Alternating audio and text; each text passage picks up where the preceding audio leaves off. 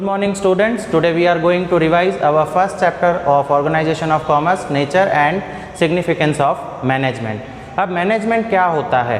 तो जैसे अपन ने पहले पढ़ा था कि मैनेजमेंट जो है कोई भी गोल हमने डिसाइड किया है उस गोल को अचीव करने के लिए जो भी फैक्टर्स रिस्पॉन्सिबल हैं, जो भी रिसोर्सेज अवेलेबल हैं, उन सभी फैक्टर्स और रिसोर्सेज को हम आपस में कोऑर्डिनेट करते हैं, आपस में उनको अरेंज करते हैं, मैनेज करते हैं, उसको बोला जाता है मैनेजमेंट। तो मैनेजमेंट की शुरुआत कहाँ से होती है? जब भी हम कोई भी बिज़नेस शुरू करते हैं या कोई भी टारगेट हमारा छोटे से छोटा टारगेट है या बड़े से बड़ा हमारा गोल है जो हमको अचीव करना है, उसको अचीव करने के लिए हम जो भी डिसीजंस लेते हैं, जैसे कोई छोटा सा बिज़नेस हमने शुरू किया और उसके लिए सबसे पहले हम कैपिटल अरेंज करके लेके आए, फर्नीचर लेके आए, मशीनरीज़ लेके आए, रॉ मटेरियल लेके आए, हमने फाइनेंस अरेंज किया। धीरे धीरे हमारा बिज़नेस एक्सपांड होता गया, बढ़ता गया। जैसे जैसे बिज़नेस हमारा बढ़ता जाएगा वैसे वैसे हमको और ज़्यादा डिसीजंस लेने पड़ेंगे और ज़्यादा कैपिटल की ज़रूरत पड़ेगी। तो बिज़नेस में जैसे जैसे सिचुएशन चेंज होंगे वैसे वैसे हमको नए नए डिसीजन लेने पड़ेंगे और न्यू एक्टिविटीज़ में इन्वॉल्व होना पड़ेगा। इसके लिए एक ग्रुप ऑफ पर्सन की हमको ज़रूरत पड़ती है और ये ग्रुप मिलके बिज़नेस को आगे बढ़ाने के लिए, उसके ग्रोथ और डेवलपमेंट के लिए जो भी एक्टिविटीज़ करता है उन एक्टिविटीज़ को हम बोलते हैं मैनेजमेंट। अब इस ग्रुप का एक लीडर होता है, उस लीडर को बोला जाता है मैनेजर। तो इस पूरे चैप्टर में अपन को यही देखना है कि एक सक्सेसफुल मैनेजर कैसे अपने बिजनेस को आगे बढ़ाता है, डेवलप करता है और कैसे अपनी स्किल और एक्सपीरियंस का यूज़ करते हुए वो बिज़नेस को ग्रो अप करता है। तो मैनेजमेंट की डेफिनेशन अपन ने देखी थी, उसमें कुंतज ओडोनेल की जो डेफिनेशन थी वो management is an art of getting things done या getting work done by others. Manager जो है खुद कोई फिजिकल वर्क नहीं करता है, लेकिन मैनेजर क्या करता है, अलग अलग ग्रुप ऑफ डिपार्टमेंट में वर्क को डिस्ट्रीब्यूट कर देता है और ऑर्डर्स देता है, इंस्ट्रक्शंस देता है और लोगों के पास से, वर्कर्स के पास से वो काम करवाता है। तो वर्कर्स के पास से काम करवाने का जो टैलेंट है, जो स्किल है, उसको अपन बोलते हैं मैनेजमेंट। तो सिंपल टर्म्स में मैनेजमेंट क्या है? Management is an art of getting work done by others. अब अपन देखते हैं इसके and characteristics of management. Question में अगर एग्जाम में हमको पूछा जाता है nature of management, characteristics of management, या कई बार हमको बोलता है कि make it clear the functioning of management, तो अपन को यही पॉइंट्स उसके अंदर लिखने हैं। नेचर ऑफ मैनेजमेंट में सबसे पहले अपनी पॉइंट आती है यूनिवर्सल प्रोसेस। यूनिवर्सल मतलब इन एवरी फील्ड। तो मैनेजमेंट कैसा है? ऐसा नहीं कि खाली बिजनेस में ही ज़रूरी है। मैनेजमेंट चाहे रिलीजियस पर्पस हो, सोशल फंक्शन हो, आर्मी हो, पॉलिटिक्स हो, स्पोर्ट्स हो, एग्रीकल्चर हो, कोई सी भी फील्ड हो, हर एक फील्ड में, एजुकेशन फील्ड हो, हर एक फील्ड में, in each and every field management is necessary. तो फर्स्ट पॉइंट अपनी है यूनिवर्सल।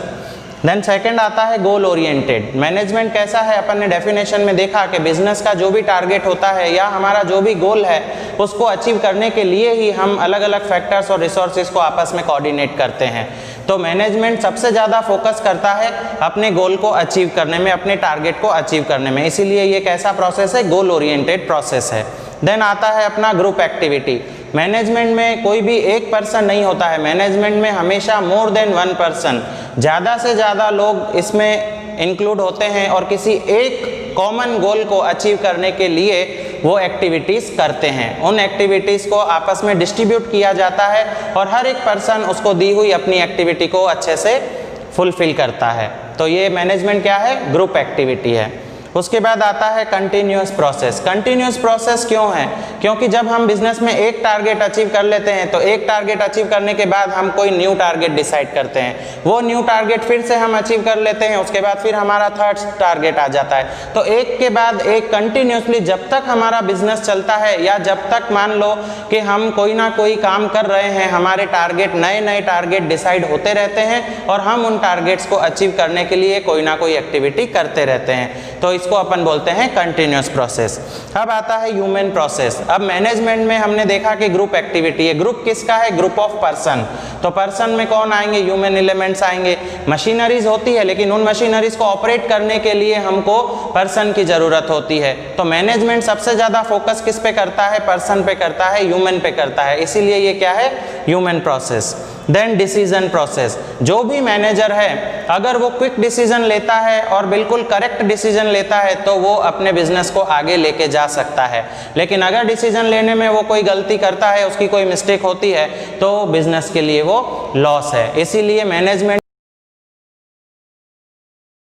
अब अपना टॉपिक आता है management is a profession. Profession आप लोगों ने 11th क्लास में भी पढ़ा था कि किसी स्पेशल स्किल और एक्सपीरियंस और ट्रेनिंग के साथ में कोई पर्सन फीस चार्ज करता है और पब्लिक को सर्विस प्रोवाइड करता है, बदले में फीस लेता है, तो उसको अपन क्या बोलते हैं? प्रोफेशन बोलते हैं। तो मैनेजमेंट में भी प्रोफेशन के रूल्स अप्लाई होते हैं। मैनेजर बनने के लिए भी उसको प्रोफेशनल डिग्रीज लेनी पड़ती है, प्रोफेशनल एजुकेशन लेना पड़ता है। अपने इंडिया में इंटरनेशनल लेवल पे मैनेजमेंट का एजुकेशन देने वाला जो इंस्टीट्यूट है वो है IIM, Indian institute of management, जिसमें MBA की डिग्री दी जाती है और ये एक प्रोफेशनल डिग्री होती है। अब प्रोफेशन होने के लिए क्या क्या चीज़ होनी चाहिए, तो सबसे पहले अपन इसके अंदर देखते हैं कि रिक्वायरमेंट ऑफ स्पेशल नॉलेज। जैसे डॉक्टर होता है तो उसको मेडिसिन का और डिजीज का नॉलेज होता है, उसी तरीके से CA होता है, उसको अकाउंट्स का नॉलेज होता है। तो मैनेजर को भी अपनी मैनेजमेंट थियरीज का और अपने वर्कर बिहेवियर का, इन सब चीज़ों का नॉलेज लेना पड़ता है। स्पेशल नॉलेज के बाद आता है increase in knowledge and research. Manager जब न्यूली अपॉइंट होता है तो उसको थियोरिकल नॉलेज ज़्यादा होता है, प्रैक्टिकल नॉलेज कम होता है, लेकिन जैसे जैसे वो काम करता है, उसको एक्सपीरियंस मिलता है, वैसे वैसे उसका नॉलेज और ज़्यादा इंक्रीज होता है और डिफरेंट डिफ़िकल्ट सिचुएशंस को हैंडल करने के लिए वो अलग अलग तरीके के डिसीजंस लेता है, जिससे उसका रिसर्च प्रोसेस भी बढ़ता है। अब आता है नेक्स्ट अपना इसके अंदर प्रोफेशनल एसोसिएशन। जैसे डॉक्टर्स के लिए MBBS मेडिकल एसोसिएशन होता है, उसी तरीके से मैनेजमेंट के लिए IIM जो इंडियन इंस्टीट्यूट मैनेजमेंट है, एजुकेशनल प्रोवाइड करता है मैनेजमेंट के लिए। फिर आता है implementation of code of conduct. Code of conduct हर एक प्रोफेशन के लिए कंपलसरी होता है, उनको वो फॉलो अप करना। और देन लास्ट आता है मोरल रिस्पॉन्सिबिलिटी। तो हर एक पर्सन को अपने प्रोफेशन के लिए हमेशा ऑनेस्ट रहना चाहिए, हमेशा मॉरल रहना चाहिए, लॉयल रहना चाहिए।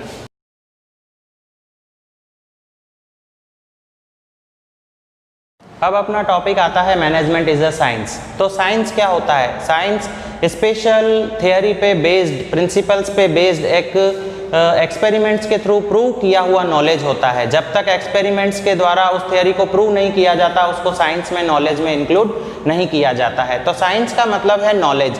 मैनेजमेंट में भी थियरिकल और प्रैक्टिकल दोनों नॉलेज दिए जाते हैं, दोनों एजुकेशन प्रोवाइड किए जाते हैं। इसीलिए मैनेजमेंट भी क्या है? साइंस है। मैनेजमेंट के अपनी खुद की थियरी होती है, अपने खुद के प्रिंसिपल्स होते हैं, जो आगे के चैप्टर्स में अपन डिटेल में पढ़ेंगे। इसीलिए अपन बोल सकते हैं कि management is also a science.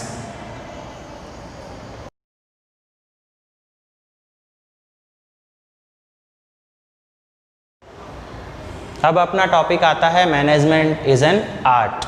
ये आपको एग्जाम में 2 मार्क्स या 3 मार्क्स में क्वेश्चन भी पूछा जाता है कई बार बोर्ड एग्जाम में कि management is a sweet combination of art and science. तो इसके अंदर अपना सेम आंसर अपन को लिखना है। आर्ट का मतलब क्या होता है? Art means to implement the knowledge. हमने देखा management is a science, management is a profession. तो प्रोफेशन और साइंस दोनों में ही हमको नॉलेज मिल रहा है। उस नॉलेज को जब हम इम्प्लीमेंट करते हैं, हम यूज़ करते हैं, तब उसको बोला जाता है मैनेजमेंट इज एन आर्ट। तो जॉर्ज टेरी ने एक जो है इसके अंदर अपनी थियरी दी है, उसमें उन्होंने बोला है कि science teaches one to know and art teaches one to do. Science में हमको नॉलेज मिलता है और आर्ट में हम उस नॉलेज को यूज़ करते हैं।